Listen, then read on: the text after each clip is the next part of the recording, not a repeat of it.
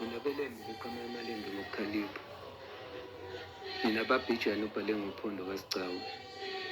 Ikroba lomlili elisho ubuhanguhangu akhangela amankengane. Isilo esisiphethe njengamanje leso. Umisa uZulu, kaZolithini, kabheka uZulu. Nginabeleme, ngiza ngigcwele injabulo nokuthokoza ukunazisa ukuthi undlunkulu ukaMayisela usevule ngokusemthethweni uhlelo lokulwisana nokuhlukumezeka kwabesifazane kuwo wonke amazinga. Lolu hlelo olubize ngokuthi iMaskole Foundation. uMaskole igama likababa wakhe.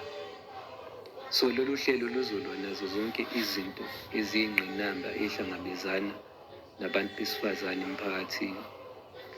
Luyimisele futhi ukuthi bathe ukudideka emqondweni. Luphinde futhi libafundise ukuthi bamukelane ngoba nabo bebodwa baba nakho ukucwasana ngokwebala noma ngokwezinga lempilo, bebukelane phansi ngendlela omunye agqoke ngayo noma ngendlela enza ngayo izinto ngenxa yosiko. Luzobafundisa, lubahlanganise, lubafundise nangendlela abangakwazi ukuthi bey'philise ngayo, ukuthi bekwazi ukuthi benze imali, mhlampe ngokuthi betshale, ngokuthi befunde. Liphinde libafundise nokuthi bekwazi ukuthi bey'vikele bona. Lolu hlelo lubhekene ngqo ney'nselelo ey'velela iy'ngane nabesifazane.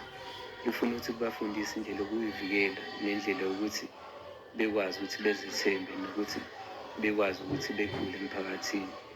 Lolu hlelo luzokwenza izinto ey'ningi ezokwenza ukuthi imiphakathi yethu thina abantu abamnyama ibe imiphakathi ehloniphekile.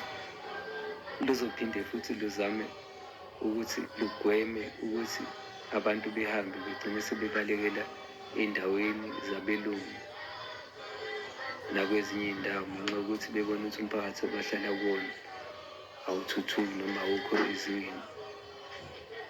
Kodwa-ke lolu hlelo uzoyizwela mayeselimemezela yena ngokusemthethweni. Lolu hlelo ludlule ngokusemthethweni namhlanje ngomhla ka-24 June. Luvulwa laphana eThekwini, eDurban ICC. Siyabonga Zulu.